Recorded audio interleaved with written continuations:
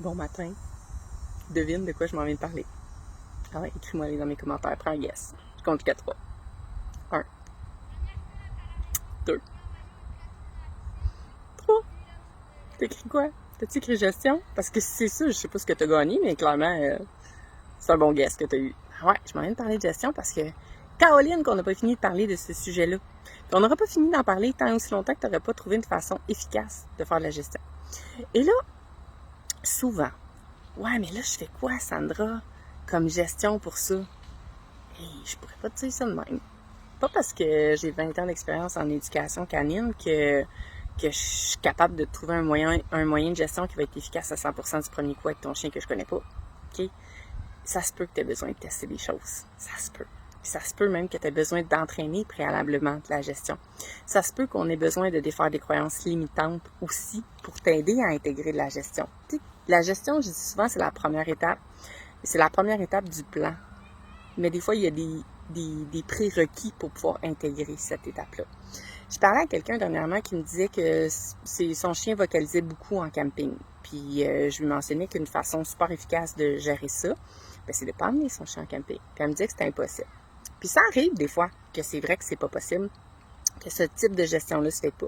Ça va se faire, par exemple, pour les cas d'anxiété de séparation, les gens qui peuvent pas faire du télétravail ou apporter leur chien au travail, ben la gestion devient un peu difficile. Okay? Mais pas impossible, okay? Parce que tu peux faire garder ton chien. C'est pas vrai que tu peux pas faire garder ton chien. Okay? Tu peux faire garder ton chien. Tu peux avoir quelqu'un qui va le prendre un certain temps dans la journée. Pour vrai, il y a plein de façons de gérer, mais mettons-le. Mettons que c'est pas fonctionnel, c'est pas fonctionnel. Bien, à ce moment-là, quand la gestion est pas fonctionnelle d'un point de vue physique, bien, on peut y aller de façon chimique. La médication, ça peut venir aider. Okay, ça va pas tout régler. Ça va faire de la gestion. Donc, toutes les autres étapes, il va falloir que tu les fasses quand même. Mais ça va faire de la gestion sur l'émotion. Okay? Ça peut arriver des fois qu'on va y aller partiellement. Okay? C'est-à-dire que, OK, tu n'as pas le choix, il faut que tu amènes ton chien au camping. Est-ce que tu peux le sortir moins fréquemment à l'extérieur? Okay? Est-ce qu'il jappe moins quand il est à l'intérieur du chalet, à l'intérieur de la roulotte, à l'intérieur de ta tente, peu importe? Ah ouais, c'est moins pire. Ben, on commence par ça. On va limiter la fréquence, la durée, l'intensité de l'émotion.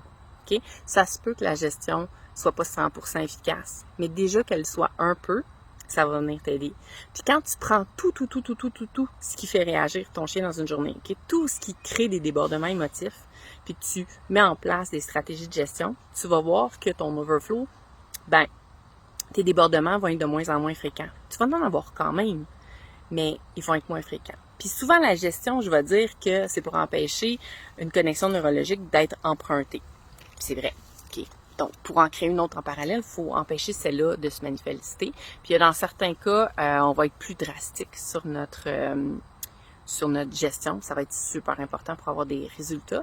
Mais ça reste quand même que des fois, juste le fait de faire une gestion partielle, okay, puis d'empêcher le réservoir motif de constamment déborder. Okay. Juste ça fait une énorme différence sur les comportements et les prises de décision de ton chien. Surtout si c'est quelque chose qui est nouveau, puis que ça fait pas genre 2 ans qu'il pratique ce comportement-là ou qu'il vit cette émotion-là qui est bien ancrée. Okay? Donc, c'est vraiment important à savoir la gestion non seulement pour permettre de créer un nouveau chemin neuronal, puis d'empêcher l'ancien chemin d'être constamment utilisé, mais c'est également pour éviter les débordements émotifs qui sont responsables de beaucoup de comportements qui sont problématiques chez le chien et qui n'auraient pas lieu s'il n'y avait pas de débordement. Okay? Fait que, quand les gens me disent « Ah, je comprends pas, des fois il réagit, des fois il réagit pas », ben, c'est ça. Des fois il déborde, puis des fois il déborde pas. Puis comme le chien n'a pas de gauge dans le front pour te dire « Hey, man, ça se peut, je déborde dans pas long », bien, c'est important d'avoir des stratégies pour le vider régulièrement, ce réservoir-là. Les stratégies, c'est ce qu'on enseigne dans la routine de calme. Et encore une fois, c'est pas de les faire dans le quotidien qui va faire une différence. C'est comment tu les fais, comment tu les utilises aussi. C'est super important. Okay? Tout a sa raison d'être. Tout est une question d'équilibre. Okay? Puis tout est une question d'ajustement constant. Il faut que tu apprennes à t'ajuster à la journée de ton chien. C'est super important. Donc voilà, petite vidéo sur la gestion. On se revoit dans une prochaine vidéo de gestion, c'est sûr. On n'a pas fini d'en parler. Ciao là!